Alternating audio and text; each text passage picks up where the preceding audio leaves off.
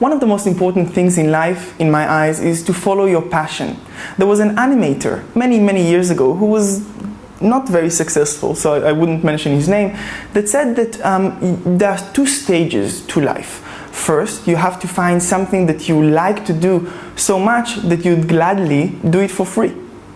Then, get so good at it so that people will be happy to pay you for it.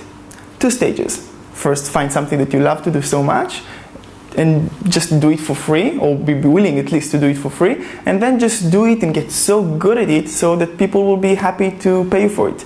Now, this person was quite unsuccessful. He went bankrupt once at 1923, and then he almost went bankrupt a few times.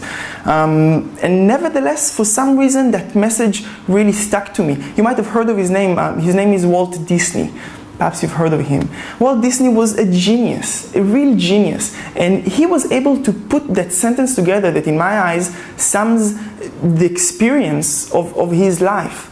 Find something that you really love to do, get so good at it, people will be happy to pay for it. He really invented a whole genre within animation.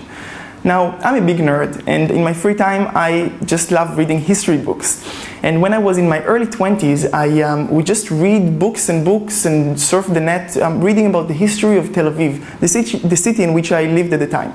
And I would just be so happy to talk about it, and I would talk about it for hours and hours, and I found many victims. I talked about it to my family, I talked about it to my friends, strangers on the street, and it was really then that I understood that that was something that I really had the passion for, and I just began doing it voluntarily, meaning I would just walk in the old neighborhoods, the neighborhood called Neve Tzedek, which was the first neighborhood in Tel Aviv, and I would just kind of hustle people and tell them, hey, I will tell them just this story or that story, or one of my favorite stories, how the rabbi that was living in Jaffa was really interested in building his own first neighborhood out of the walls, and he built the first house in 1883, and then he showed the house to his wife and told her, let's move.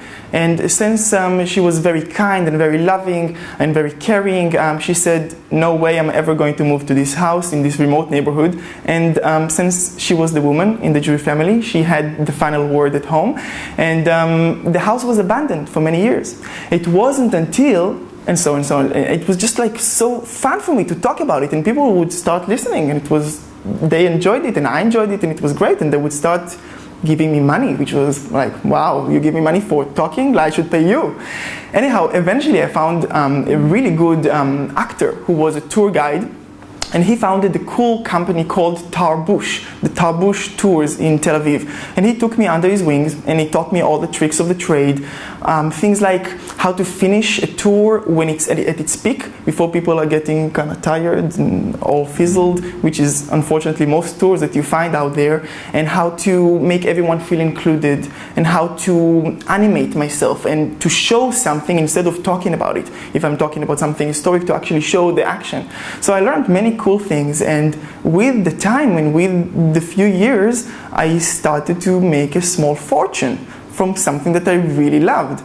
And it was a great principle that I then applied to another passion that I had. I took that small fortune and bought the most expensive oil paints and canvases and began following my other passion, which was to become an artist. And I just applied the same principles.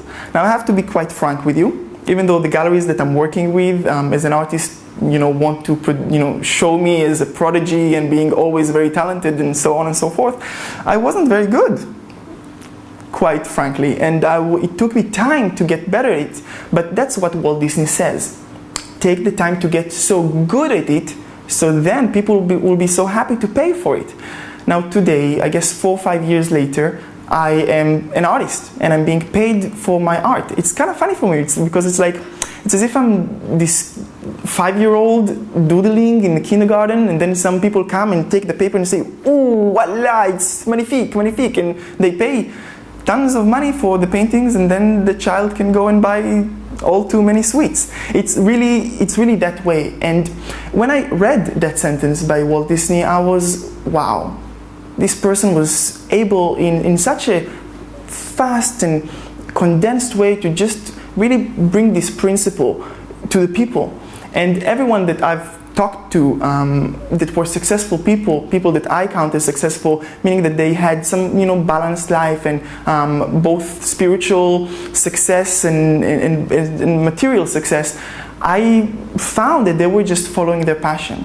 So what is it that you like to do so much, that you'll be willing to do it for free? And how long would you be willing to stick to it until you start seeing the universe responding to you?